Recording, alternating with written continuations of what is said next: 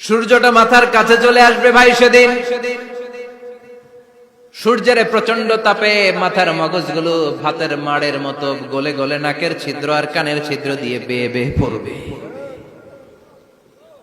জিহ্বাটা তৃষ্ণায় বেরোতে বেরোতে নাভি পর্যন্ত এসে ঝুলে থাকবে কুকুরের মতো, ক্লান্ত শ্রান্ত ঘর্মাক্ত পেরেশান, বাঁচানোর কেউ নাই। মায়েশা জিজ্ঞেস করলেন, ইয়া রাসূলুল্লাহ, don't they feel any shy? Nobody belong any garment in their body, no dress in their body. তাদের দেহে কোনো ড্রেস নাই, পোশাক নাই। নবীরে, এতগুলো মানুষ উলঙ্গ, লজ্জা লাগবে না? বিশ্বনবী বললেন, আয়েশা তুমি লজ্জার চিন্তা করো, সেদিন বাবা ছেলেরে দেখে দৌড়ে পালাবে। কিয়ামতের দৃশ্যটা কিরকম হবে এর নকশা খুব সংক্ষিপ্ত পরিসরে মাত্র 11টা আয়াতে আল্লাহ তুলে ধরেছেন। আপনি মনোযোগ দিয়ে কানগুলো খরগোশের মতো খাড়া করে যদি কথাগুলো শুনেন, আপনার মনে হবে আপনি এখানে বসে কিয়ামত চোখে লাইভ দেখতেছেন। লাইভ আল্লাহ এমন ভাবে বলেছে, সুবহানাল্লাহ পড়েন। তা আসুন আমরা সরাসরি কিয়ামতকে দেখে আসি, আসলে কিয়ামতটা কেমন। বর্ণনা করছেন কে? আল্লাহ। সূরার নাম হচ্ছে সূরাতুল কারিয়া। কি নাম? আওয়াজ করে উত্তর দিতে হবে। সূরার নাম আল কারিয়া। চিৎকার মেরে বলেন, সূরার নাম কি? আল কারিয়া। এটা মাক্কি সূরা। কি সূরা? বিশ্বনবীর জীবনের দুইটা পর্ব, একটা মাক্কি পর্ব আর একটা মাদানী পর্ব। এটা মাদানী পর্বে নাজিল হয়নি, এটা নাজিল হয়েছে মাক্কি পর্বে। এই সূরার আয়াত সংখ্যা 11। এটা কোরআনের 101 নম্বর সূরা। এটা আল কোরআন আল কারীমের 30তম পারায় অবস্থিত একটা সূরা। আমাদের অনেকেরই মাশাআল্লাহ মুখস্থ আছে, আছে না? ইমাম সাহেব নামাজে প্রায় পড়ে, অনেকেরই মুখস্থ। শুনতে শুনতে কবে যে মুখস্থ হয়েছে আমাদের নিজেরাও জানি না। সুবহানাল্লাহ পড়েন। কোরআনের ভেতরে খালি বরকত, এটার সাথে লাগলেই বরকত, মসজিদে গেলেই বরকত। মনের অজান্তে আমরা এই সূরাকে মুখস্থ করে ফেলেছি। কিন্তু এই সূরার ভেতরে যে আল্লাহ কোরআনের কিয়ামতের এত চমৎকার নকশা এঁকেছেন, এত প্রামাণ্য বর্ণনা দিয়েছেন, এটা আমরা অনেকে জানিই না। আসুন আমরা এই সূরার আলোকে দেখার চেষ্টা করি যে কিয়ামতটা কিরকম হবে। আল্লাহ একটা শব্দকে এই সূরার শুরুতে 3 বার উল্লেখ করে আমাদের দৃষ্টি আকর্ষণ করেছেন। আল্লাহ tried to draw our attention by mentioning 3 times a word, and that is al-qari'ah. আল-কারিয়া শব্দটাকে তিনি 3 বার উল্লেখ করে আমাদের দৃষ্টি আকর্ষণ করেছেন। একটা শব্দ 3 বার বললে মানুষের দৃষ্টি আকর্ষিত হয় না? যেহেতু এটা আরব দেশে নাজিল হয়েছে, আবার মক্কায়, মক্কার লোকেরা আরবি বুঝে, তাদেরকে প্রথম বলা হলো আল-কারিয়া। তারা ফিরে তাকালো, কি আল-কারিয়া? আবার বলা হলো মাল-কারিয়া। কি মাল-কারিয়া? আবার বলা হলো ওমা আদরাকা মাল কারিয়া। আবার তারা ফিরে তাকালো। দৃষ্টি আকর্ষণের জন্য আল্লাহ তাআলা 3 বার এই শব্দটা বলেছেন। এজন্য এই শব্দের একটা সিগনিফিকেন্স, একটা গুরুত্ব, অর্থবহ একটা মানদণ্ড আছে না নাই? আল কারিয়া শব্দের অর্থ হচ্ছে বিকট আওয়াজ। আল কারিয়া মানে কি? কথা বলেন, আরো জোরে বলেন। বিকট আওয়াজ। এই বিকট আওয়াজটা তৈরি করার জন্য আল্লাহ তাআলা একজন ফেরেশতা তৈরি করেছেন, যার নাম হচ্ছে ইসরাফিল। নাম কি? আমাদের মধ্যে অনেকের নাম কিন্তু আমরা ইসরাফিল রাখি, তাই না? ইসরাফিল আছে না নাই? আজরাইল কিন্তু রাখে না, কেউ ডরে। কেন রাখে না? ভয় পায়। কিন্তু ইসরাফিল আছে, আমার পরিচিত অনেকে আছে ইসরাফিল। তো এই ফেরেশতার পা হচ্ছে জমিনের নিচে, মাথা হচ্ছে আকাশের উপরে। এই ফেরেশতার কাজ হচ্ছে ওই বিকট শব্দ তৈরি করা। উনি একটা সাইরেনের মধ্যে ফু দিবেন, হুইসেল দিবেন, ট্রাম্পেট। ওই ট্রাম্পিটে, ওই সাইরেনে, ওই হুইসেলে ফু দিলেই শুরু হয়ে যাবে আল কারিয়া। মাল ওমা আদরাকা মাল। এই ফেরেশতার দায়িত্বই হচ্ছে ওই বাঁশির মধ্যে ফু দেয়া। Whistle, siren, trumpet. আরবিতে এটাকে বলা হয় আসুর। ইদা নুফিখা ফিস সূরি নাফখা ওয়াহিদা। যখন তিনি ওই সিংহে একটা ফু দিবেন, সব লন্ডভন্ড হয়ে যাবে, কিচ্ছু খুঁজে পাওয়া যাবে না। আল্লাহ ওনাকে তৈরি করেছেন শুধু এই হুইসেলের মধ্যে, বাঁশির মধ্যে 3টা ফু দেওয়ার জন্য। কয়টা? উনি সৃষ্টির শুরু থেকেই এই বাঁশিটাকে দুই ঠোঁটের মাঝখানে রেখে আল্লাহর আরশের দিকে তাকিয়ে আছে and just waiting for the green signal. আল্লাহর পক্ষ থেকে সবুজ সংকেতের অপেক্ষায়। যখনই আল্লাহর অর্ডার করবেন তখনই শুরু হয়ে যাবে আল কারিয়া মাল ওমা আদরাকা মাল। সৃষ্টির শুরু থেকেই ইসরাফিল ফেরেশতা বিশাল সিংহাটাকে দুই ঠোঁটের মাঝখানে করে আরশের দিকে তাকিয়ে আছে, কখন আল্লাহ অর্ডার দিবে। অর্ডার দিতে দেরি, ফুৎকার দিতে দেরি নাই, ঠিক কিনা?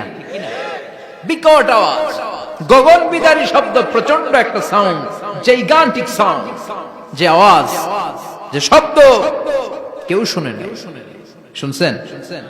পৃথিবীতে আপনারা কে সবচেয়ে বেশি আওয়াজের কিছু শুনেছেন? সবচেয়ে বেশি আওয়াজ আপনার জীবনে ঘটেছে কোন জায়গায়? কি দেখেছেন যে অনেক আওয়াজ হয় সেখানে? বলেন তো। হ্যাঁ, বজ্রপাত। বজ্রপাতের আওয়াজ আপনি শুনেছেন, বিকট আওয়াজ, তাই না? বজ্রপাতকে আঞ্চলিক ভাষায় আপনারা কি বলেন? হ্যাঁ, ঠেড়া। ঠেড়া অনেক জায়গাতেই বলে ঠেড়া। নোয়াখালীতে বলে ঠেড়া হচ্ছে, হেতের উপরে আল্লাহ ঠেড়া হচ্ছে, আছে না নাই? তো এই যে ঠেড়া, বজ্রপাত, ইংরেজিতে বলে থান্ডার, আসলে এটার আওয়াজ বড় ভয়ঙ্কর, প্রচন্ড আওয়াজ। আচ্ছা, আর আপনি বলেছেন কি, গাড়ির চাকা যদি পাংচার হয়, হ্যাঁ এটা তো আওয়াজ হতে পারে। আমরা মাঝে মাঝে রাস্তায় চড়ি, আমরা দেখি ট্রাকের চাকা যখন পাংচার হয় আমরা লাফ দিয়ে উঠি, বিকট আওয়াজ হয়, ভয় পেয়ে যায়, এতে দুর্ঘটনাও ঘটে, ঠিক কিনা? আচ্ছা, এক নম্বরে পেলাম ঠেড়া, বজ্রপাত। দুই নম্বরে পেলাম ট্রাকের টায়ার পাংচার হলে। আর কে কি আওয়াজ শুনেছেন জীবনে? ভয়ঙ্কর আওয়াজ। কি করলে ভয়ঙ্কর আওয়াজ হয় বলেন? হ্যাঁ, কি করলে? ও ট্রান্সফরমার, ইলেকট্রিক্যাল ট্রান্সফরমার যদি ব্রাস্ট হয়ে যায় আওয়াজ আছে না নাই? পাওয়া গেল আরেকটা। আর কি আওয়াজ আছে? ককটেল মারলে, গ্রেনেড হামলা, বোমা মারলে, সিলিন্ডার ব্রাস্ট হইলে। আর আছে? হ্যাঁ, হাই স্কুলে দপ্তরি যখন ঘন্টার মধ্যে বেল বাজায় আওয়াজ আছে না নাই? হাতুড়ি দিয়ে লোহার মধ্যে বাড়ি মারলে আওয়াজ আছে না নাই? এগুলো হচ্ছে আমাদের ক্যাপাসিটিতে, হিউম্যান ক্যাপাসিটিতে আমাদের দেখা সবচেয়ে বড় আওয়াজ। কিয়ামতের দিন যে হবে আল কারিয়া, এই আল কারিয়ার আওয়াজ কি এই আওয়াজগুলোর মতো? চিল্লায় বলেন, এই আওয়াজের মতো?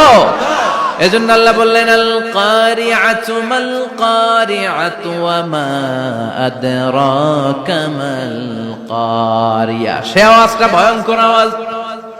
এটা বজ্রপাতের মতো না, এটা ট্রাকের টায়ার পাংচার হলে যে আওয়াজ হয় ওই আওয়াজের মতো না, গ্যাসের সিলিন্ডার ব্রাস্ট হয়ে গেলে যে আওয়াজ হয় ওই আওয়াজের মতো না, প্রাইমারি স্কুলে দপ্তরে যখন ছুটির ঘন্টা বাজায় ওই আওয়াজের মতো না।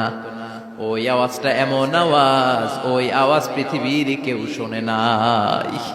সেটার নাম হচ্ছে আল কারিয়া মাল ওমা আদরাকা মাল। বিকট আওয়াজ, বিকট ভয়ঙ্কর ট্রাম্পিট। এই সাইরেনে ফু দেয়া হবে, প্রথম ফু দেওয়ার সাথে সাথেই লন্ডভন্ড হয়ে যাবে। এই ইসরাফিলকে তৈরি করা হয়েছে শুধুমাত্র কেবলমাত্র 3টা ফু দেওয়ার জন্য। চিল্লায় বলতে হবে কয়টা? এই ফেরেশতার আর কোনো কাজ নাই। তার আর কোনো কাজ আছে? ঠিক যে মুহূর্তে, এখন আমার ঘড়িতে বাজে 9:50, রাত 9:50, ঠিক এই মুহূর্তে যখন আমরা তাফসীর শুনছি, ঠিক এই মুহূর্তেও ইসরাফিল ফেরেশতা সিংহাটাকে দুই ঠোঁটের মধ্যে লাগিয়ে আল্লাহর আরশের দিকে তাকিয়ে আছে। ওই যে সৃষ্টি শুরু থেকে তাকিয়ে আছে, আজ অবধি তাকিয়ে আছে। যখনই গ্রিন সিগন্যাল আসবে মুহূর্তেই শুরু হয়ে যাবে আল কারিয়া মাল ওয়া মা আদরাকা মাল। আল্লাহ বললেন সে আওয়াজটা হবে বড্ড ভয়ঙ্কর। প্রথম ফুৎকার যখন দেয়া হবে এটারে বলে নাফখাতুল ফাজা। দুনিয়ার সব মানুষগুলো অবাক হয়ে যাবে, পুরো পৃথিবীটা কেঁপে উঠবে, পৃথিবীর বিল্ডিং গুলো দুমড়ে মুচড়ে পড়বে, পৃথিবীর বড় বড় যত পাহাড়গুলো আছে তুলার মতো বাতাসে পাহাড়গুলো তুলিত হতে থাকবে। আল্লাহু আকবার। আল্লাহ বললেন ইয়াউমা, يكون الناس كالفراش المبثوث وتكون الجبال كالعهن المنفوش সেদিন মানুষগুলো বিক্ষিপ্ত পতঙ্গের মতো নিক্ষিপ্ত হবে যখন আল কারিয়া এই বিকট আওয়াজটা হবে। শুনতেছেন? মনোযোগ আছে? কথা বুঝতে সমস্যা হচ্ছে না তো? তিনটা ফুৎকার। কয়টা? প্রথম ফুৎকার দেওয়ার সাথে সাথে মানুষগুলো বিক্ষিপ্ত পতঙ্গের মতো নিক্ষিপ্ত হবে। এই যে আরামসে বসে আছি, তখন আর বসে থাকা যাবে না। কে ধাক্কা খেয়ে কই চলে যাব টেরই পাওয়া যাবে না। আমরা এই যে বসে আছি এর কারণ হচ্ছে গ্র্যাভিটেশনাল একটা ল আছে, পাওয়ার। এটারে বাংলায় বলে মাধ্যাকর্ষণ শক্তি। কি শক্তি? কথা বলেন। কে আবিষ্কার করছে এটা? হ্যাঁ, কে? বিজ্ঞানের নিউটন, আইজাক নিউটন আবিষ্কার করেছে। আপেলকে সে নিচে পড়তে দেখে গবেষণা করে পেয়েছে গ্র্যাভিটেশনাল পাওয়ার। ওইটা থাকার কারণে পৃথিবীর সেন্টার সবকিছুকে নিচের দিকে টানে, নিজের দিকে টানে, ফলে আমরা বসে আছি। কিন্তু এই মাধ্যাকর্ষণ শক্তির বাইরে যদি আমরা আকাশে উঠে যাই, আর কিন্তু কোনো টানাটানি নাই, আপনি শূন্যে ভেসে থাকবেন। নভোচারীরা মহাশূন্যে যে ভেসে থাকে, কিয়ামতের ওই ধাক্কার ভাইব্রেশন যখন শুরু হয়ে যাবে, পুরা পৃথিবীটা মুহূর্তের মধ্যে কেঁপে উঠবে। এমন কম্পন, এমন আওয়াজ পৃথিবীবাসী এর আগে আর শোনে নাই। একটা ধাক্কার চোটে মানুষগুলো ছিটকে কে যেন কই পড়ে যাবে, কেউ টের পাবে না। কে কই চলে গেছে হিসাব নাই। সব থাকবে ওই টাইমে। সব থাকবে না? কেউ থাকবে টয়লেটে, কেউ থাকবে ঘুমে, কেউ থাকবে বাজারে। আপনাদের নিমসার বাজার তো থাকবে তখন, না থাকবে? কই যে লন্ডভন্ড হয়ে যাবে হিসাব নাই। কে যে কোথায় ছিটকে পড়বো আমরা জানি না। বিক্ষিপ্ত পতঙ্গের মতো আমরা নিক্ষিপ্ত হব। শীতকালে আমার দেশের ছেলেরা রাত্রেবেলা ব্যাডমিন্টন খেলে। র্যাকেট খেলে না? নিমসারে বোধহয় খেলে টেলে না? খেলে। তো ওরা বাঁশ গেড়ে দেয় ক্ষেতের মাঝখানে। কি গাড়ে? এরপর বাঁশের মধ্যে লাগায় কি? লাইট। লাইট গুলো লাগালে দেখবেন ক্ষেতের গ্রামের পোকাগুলো এসে লাইটের মধ্যে ছিটকে ছিটকে পড়ে। আমাদের অবস্থায় পোকার মতো হবে তখন। আল্লাহ সেটাই বললেন, ইয়াউমা ইয়াকুনুন নাসু কাল ফারাশিল মাবথুস। বিক্ষিপ্ত পতঙ্গের মতো মানুষগুলো নিক্ষিপ্ত হবে। ওয়া তাকুনুল জিবালু কাল আহিনিল মানফুশ। তুলাকে যখন পিটানো হয়, ধ্বনিত করা হয়, দেখবেন তুলার ছোট ছোট কণা বাতাসের মধ্যে ভাসতে থাকে। ফু মারলে আরো দূরে যায়, আরো বাতাস আসলে উড়ে উড়ে যে কোথায় চলে যায় টের পাওয়া যায় না। সুবহানাল্লাহ। বিশাল বিশাল পাহাড়গুলো এরকম ধ্বনিত তুলার মতো সামনে উঠতে থাকবে, একটা পাহাড়ও টিকবে না। বাংলাদেশের সবচেয়ে বড় পাহাড়ের নাম কি জানেন? তাজিংডং পর্বত। কিন্তু সবচেয়ে বড় পাহাড় হচ্ছে গারো পাহাড়, ময়মনসিংহ। ওটা থাকবে কিয়ামতের দিন। আল কারিয়া, আল কারিয়ার সময় টিকবে ওটা। তাজিংডং বিজয় সবচেয়ে বড় পর্বত শৃঙ্গ। কোথায় এটা? বান্দরবান। এটা টিকবে? কেউকারাডাং একটা আছে না? চিম্বুক আছে না? টিকবে? টিকবে না। পৃথিবীর সবচেয়ে বড় পাহাড় মাউন্ট এভারেস্ট নেপালে 29,035 ফিট উঁচু, টিকবে? ইউরোপের সবচেয়ে বড় পাহাড় আল্পস পর্বতমালা টিকবে না। আমেরিকার সবচেয়ে বড় পাহাড় আলাস্কা পর্বতমালা টিকবে না। আরব বিশ্বে বিশাল একটা মাউন্টেন রেঞ্জ আছে, ওইটার নাম তুর পাহাড়, ওইটাও টিকবে না। একটা পাহাড়ও থাকবে না। পাহাড়গুলো ভেঙে দুমড়ে মুচড়ে তুলার মতো ধ্বনিত হতে থাকবে। চিৎকার করে পড়েন আল্লাহু আকবার। এই যে 5 তলা, 7 তলা, 10 তলা দেদারসে টাওয়ার উঠতে শুরু করেছে, বিল্ডিং বাড়তে শুরু করেছে। কিয়ামত যখন শুরু হবে, আল কারিয়া যখন শুরু হয়ে যাবে, রব্বুল আলামিন পুরো পৃথিবীটারে ধরে একটা ঝাঁকুনি মারবে। ওই ঝাঁকুনির চুটে 8 তলা 10 তলা বিল্ডিং গুলো টিকবে নাকি? 30 তলা 50 তলা হলে তো আর ভাঙবে না। বুর্জ আল খলিফা ভাঙবে না। দুবাইয়ের বুর্জ আল খলিফা সবচেয়ে উঁচু টাওয়ার এটা। কিংডম টাওয়ার এটা নাকি আরো উঁচু হবে, 1000 মিটার উঁচু হবে। তাইপেডাং 101, মালয়েশিয়ার Petronas twin tower, Shanghai tower, Kaaba ঘরের পাশে বুর্জ আল খলিফা, যেটাকে সবাই বলে জমজম টাওয়ার, টিকবে? কথা বলেন টিকবে? আল্লাহ বললেন ইদা জুলজিলাতিল আরদু জিলজালাহা ওয়া আখরাজাতিল আরদু আথকালাহা ইদা রুজ্জাতিল আরদু রাজ্জান ওয়া বুসাতিল জিবালু বাসসা। সেদিন পৃথিবীটারে কাঁপিয়ে দেয়া হবে, পুরো পৃথিবী নড়ে চড়ে উঠবে, টাওয়ার গুলো ভেঙে খান খান, পাহাড় গুলো ভেঙে দুমড়ে মুচড়ে যাবে, মানুষগুলো বিক্ষিপ্ত পতঙ্গের মতো নিক্ষিপ্ত হবে, সাগরের পানির মাঝখানে দাউ দাউ দাউ দাউ দাউ দাউ করে আগুন জ্বলতে শুরু করে দিবে। আল্লাহু আকবার। নকশা এঁকে দিছেন আল্লাহ, নকশা এঁকে দিছে না? সুবহানাল্লাহ পড়েন। আবার আল্লাহ বললেন ফাইদা বারিকাল বাসারু ওয়া খাসাফাল কমারু ওয়া জুমিআশ শামসু ওয়াল কমারু ইয়াকুলুল ইনসানু আইনাল মাফার। সেদিন মানুষের চোখ হবে ছানা বড়া, চন্দ্র সূর্যে কোনো আলো থাকবে না, মানুষগুলো দিক বিদিক পাগলের মতো দৌড়াবে, সবার মুখে এক কথা, পালাবো কই? পালানোর জায়গা আছে নাকি শুধু বাংলাদেশের এই সাইডটাতেই কিয়ামত হবে, সৌদিতে আর হবে না? হ্যাঁ, আমেরিকায়, আমেরিকায় কেমনে হবে? ওদিক তো ডোনাল্ড ট্রাম্প থাকে। হ্যাঁ, আমেরিকাতেও হবে, জাপানে হবে, ইন্ডিয়াতে হবে, গোটা বিশ্বে একসাথে কাপাকাপি আর এই ধ্বংসলীলা শুরু হয়ে যাবে। চিৎকার করে বলেন ঠিক কিনা? আল্লাহ বলেন ইয়াউমা নাতমিস সামা কাতাইয়িস সিজিল লিল কুতুব। আকাশ আর আকাশ থাকবে না, কাগজ যেমনি আমরা এরকম ফোল্ড করে ফেলি, ভাঁজ করে ফেলি, মন চাইলে কাগজকে যেমনি আমরা এরকম হাতের মধ্যে গুটিয়ে নেই, সেদিন আকাশটারে হাতের মধ্যে গুটিয়ে নিবে কে? মানুষগুলো পাগলের মতো দৌড়াবে, কেউ থাকবে টয়লেটে, কেউ হসপিটালে, কেউ মাজারে, কেউ বাজারে, যে যেখানে থাক, শুরু হয়ে যাবে কিয়ামতের এই ভয়াবহ দৃশ্য। দুধের বাচ্চাকে রেখে দিয়ে মা দৌড়ে পালাবে। দুধের বাচ্চা রেখে মা কোথাও যায়? কলিজার টুকরা এটা, দুধের বাচ্চা, এটারে ফেলে মা কোথাও যায় না। কিন্তু কিয়ামতের এই ঝাঁকুনির দৃশ্য দেখে আল কারিয়া মাল ওয়া মা আদরাকা মাল, এই দৃশ্য দেখে দুধের বাচ্চারে রেখে মা দিবে দৌড়। অনেক গর্ভবতী মহিলা থাকবে এই কিয়ামতের সময়ে, যাদের পেটের ভেতরে 2 মাসের বাচ্চা, 3 মাসের বাচ্চা, অপরিপক্ক অপরিণত, বাচ্চাটা এখনো বড় হয় নাই, কোন বাচ্চার হাত পা এখনো হয় নাই। কিয়ামতের এই ভয়ঙ্কর দৃশ্যটা দেখে জায়গার মধ্যে 3 মাসের অপরিণত বাচ্চাটা ডেলিভারি হয়ে যাবে। আল কারিয়া মাল কারিয়া ওয়া মা আদরাকা মাল।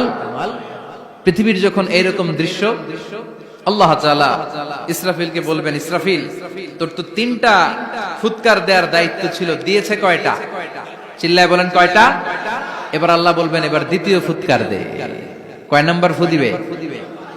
ওই ফু দেওয়ার সাথে সাথে ইসরাফিল প্রথম ফুৎকার দিয়ে জায়গা মতো এরকমই দাঁড়ায় থাকবে, আবার যখন গ্রিন সিগন্যাল পাবে মুহূর্তের মধ্যে আরেকটা ফু দিয়ে দিবে। ফু দেওয়ার সাথে সাথে পৃথিবীর সব মানুষগুলো মরে শেষ, কেউ থাকবে? থাকতে পারবো আমরা? থাকার জন্য আসছি। একদিন মাটির ভেতরে হবে ঘরে মন আমার, কেন বাঁধো দালান ঘর, প্রাণ পাখি উড়ে যাবে পিঞ্জর ছেড়ে,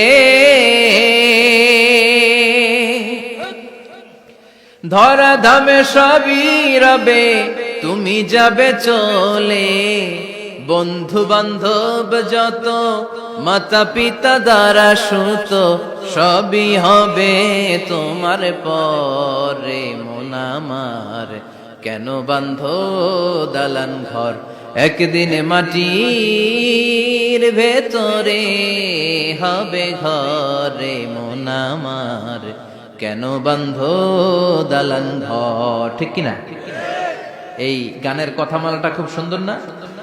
আখিরাতের রিমাইন্ডার আমাদেরকে দেয়। এই যে দুনিয়া দুনিয়া, টাকা পয়সা আরো লাগবে, আরো কামাবো, এটাতে আমার হবে না, আরো চাই আরো চাই। এই প্রতিযোগিতা, এই কম্পিটিশন, ওর 5 তলা আমার লাগবে 7 তলা, ওর আছে 20 লাখ আমার লাগবে 30 লাখ, প্রতিযোগিতা আছে না নাই? এগুলো আমাদেরকে পাগল বানিয়ে দিয়েছে। মোহাচ্ছন্ন করে ফেলেছে। পৃথিবীটা আসলে একটা মরীচিকা, ধোঁকা, লোভ লালসা, আজ আছে কাল নাই। 2 নাম্বার ফুৎকার দেওয়ার সাথে সাথে পৃথিবীর সব শেষ। মালাকুল মাউত পৃথিবীর সব মানুষের রূহ কবজ করবে। আল্লাহ বলবেন, মালাকুল মাউত আখবিরনি মাইয়াবকা, আমাকে বল আর কে আছে। মালাকুল মাউত বলবে, পৃথিবীর সব মানুষের রূহ কবজ করে শেষ, কেউ নাই। মানুষবিহীন পৃথিবী, মানুষের কোলাহলে পৃথিবীটা মুখরিত থাকতো এতদিন। গোটা পৃথিবী ব্যাপী মানুষের কোলাহল, ওই যে সাইয়েদনা আদম থেকে শুরু হয়েছে, আর থামে নাই। মানুষ আর মানুষ, মানুষ আর মানুষ, সব মানুষ শেষ। আল্লাহ আশরাফুল মাখলুকাত একটারও রাখি নাই, সব শেষ। শুধু আছে জিন জাতি। আল্লাহ বলবেন, যাও এবার জিন জাতি ধরো, জিনদের রূহ কবজ করো। মালাকুল মাউত কিন্তু জিনদের রূহ কবজ করে। ওমা খলাকতুল জিন্না ওয়াল ইনসা ইল্লা লিয়াবুদুন। জিন জাতি আর মানব জাতি, এই দুই জাতিকে আল্লাহ তাআলা তৈরি করেছে কার ইবাদতের জন্য। আমরা যেমনি নামাজ পড়ি, জিনেরাও নামাজ পড়ে। আমরা যেমনি রমাদানের রোজা রাখি, জিনেরাও রমাদানের ফরজ রোজা রাখতে হয়। আমরা যেমনি হজ করি, জিনেরাও হজ করে।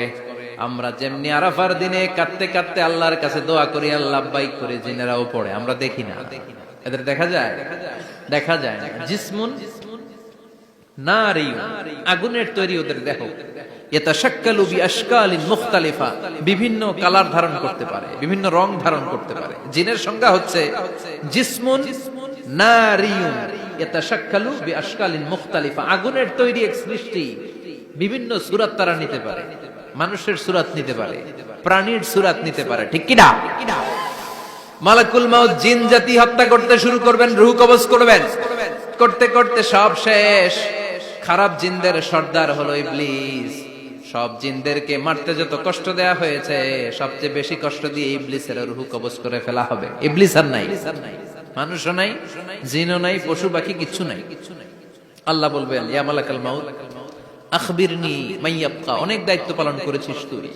মানুষ মারলি, জিন মারলি, মৎস্যকুল মারলি, পাখি মারলি, সব মারলি, এবার আর কে বেঁচে আছে বল।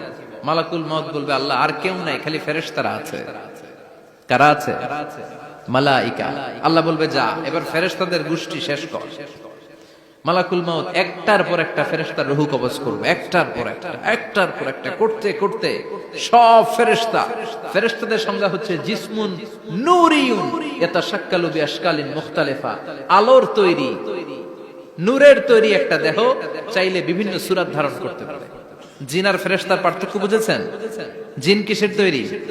আগুন, জিসমুন নারিয়ুন।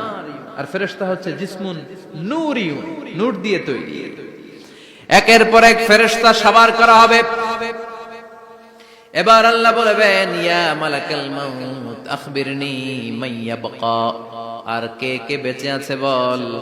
মালাকুল মাউত বলবে, মাবুদ কেউ নাই, মানুষ নাই, জিন নাই, ফেরেশতাও নাই, শুধু আমার 3 জন কলিগ বাকি। কয়জন?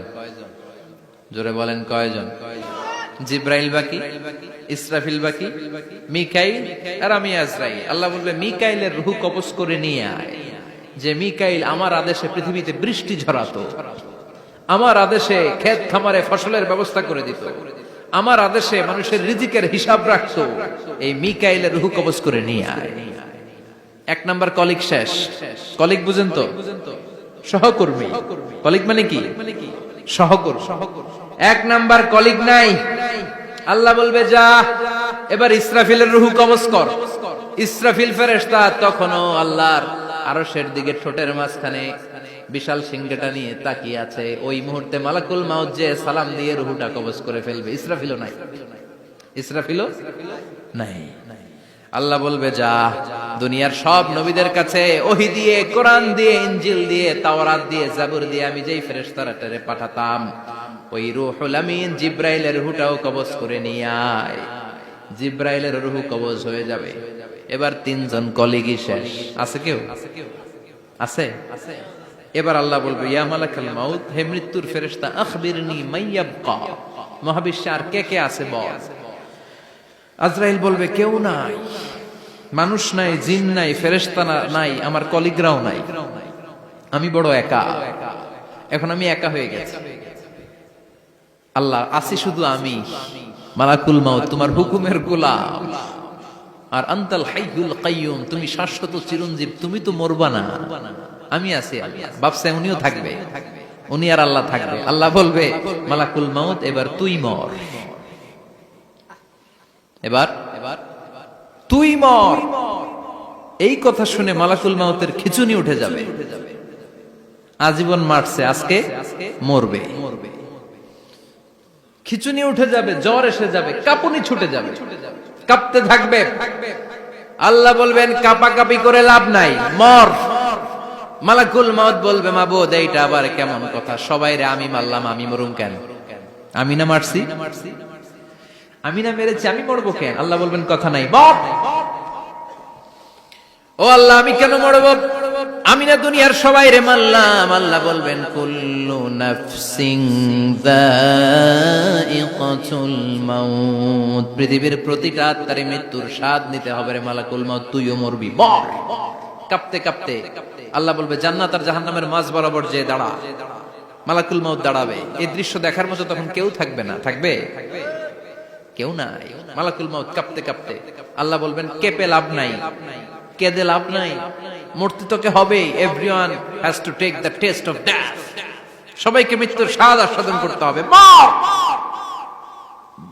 মরে যা, মুত ইয়া মালাকাল মাউত। আল্লাহ বলবেন ও মৃত্যুর ফেরেশতা মর, মুত ইয়া মালাকাল মাউত। বলার সাথে সাথে যে ফেরেশতার হাতে আমাদের সবার রূহ চলে গিয়েছিল, ওই ফেরেশতা চিৎকার মেরে জান্নাত এবং জাহান্নামের মাঝখানে বেহুশ হয়ে পড়ে যাবে, শেষ। মালাকুল মাউতের কিচ্ছা খতম, উনিও নাই। এবার ডানে বায়ে সামনে পেছনে উপরে নিচে কেউ আছে? একজন ছাড়া, তিনি কে? কুল্লু মান আলাইহা ফানি ওয়া ইয়াবকা ওয়াজহু রাব্বিকা যুল জালালি ওয়াল ইকরাম ফাবিআইয়ি আলাই রাব্বিকুমা তুকাযযিবান। এই জমিনে যারা আছে সব শেষ হয়ে যাবে, একজন ছাড়া, তিনি কে? আল্লাহ তখন হুঙ্কার দিয়ে একা একাই বলবেন, একা একাই বলবেন ইয়া আরদু আইনা আশজারুকা, ও পৃথিবী তোর বড় বড় গাছগুলো কোথায়? আপনাদের নিমসারে বট গাছ আছে? কোথায় আছে বট গাছ? অনেক জায়গায় থাকে না বট গাছ বিশাল, ওইটাকে কেন্দ্র করে শিরকের আখড়া জমে ওঠে, ওখানে মোমবাতি লাগায়, লাল সালু দেয়, নাচানাচি করে, এরকম বট গাছের আখড়া আছে নাই? আল্লাহ বলবে ইয়া আরদু, হে পৃথিবী, আইনা আশজারুকা, তোর বড় বড় গাছগুলো আজকে কোথায়? ইয়া আরদু আইনা আনহারুকা, হে পৃথিবী তোর বড় বড় নদীগুলো কই? পদ্মা নদী কই? মেঘনা নদী কই? ব্রহ্মপুত্র কই? গঙ্গা নদী কই? মিসিসিপি, মিসৌরি কই? নীল নদ কোথায়? আমাজন কোথায়? ৬৬৯৫ কিলোমিটার লম্বা, উগান্ডার ভিক্টোরিয়ার কাম্পালা থেকে এর অববাহিকা শুরু। পৃথিবীর সবচেয়ে বড় যে নদীটা নীল নদ, মিশরে এই নদটা ছিল, আমি দেখেছি, ঘুরেছি এর উপর দিয়ে অনেক। 5 বছরের নীল নদের পানি আমি খেয়েছি। মিশরের নীল নদ ছাড়া কোনো মিঠা পানির উৎস নাই। এজন্য প্রাচীন ঐতিহাসিক, ওনার নাম হিরোডোটাস, উনি বলেছিলেন Egypt is the gift of Nile, মিশর হচ্ছে নীল নদের দান। নীল নদ না থাকলে মিশরে কেউ থাকতো না। আল্লাহু আকবার পড়েন। 2টা নদী সিদরাতুল মুনতাহা থেকে জান্নাতের কানেকশন নিয়ে পৃথিবীতে এসেছে। একটা হচ্ছে ইরাকের দজলা ফোরাত নদী, আর একটা হচ্ছে মিশরের নীল নদী। সুবহানাল্লাহ পড়বেন না? 5 বছর আমি এই নীল নদের পানি খেয়েছি যখন মিশরে ছিলাম। সরাসরি না, মিশরীয় সরকার পাইপলাইন দিয়ে এই পানিকে রিফাইনিং করে জনগণের জন্য পৌঁছে দেয়। এই নীল নদের নিচ দিয়ে মিশরের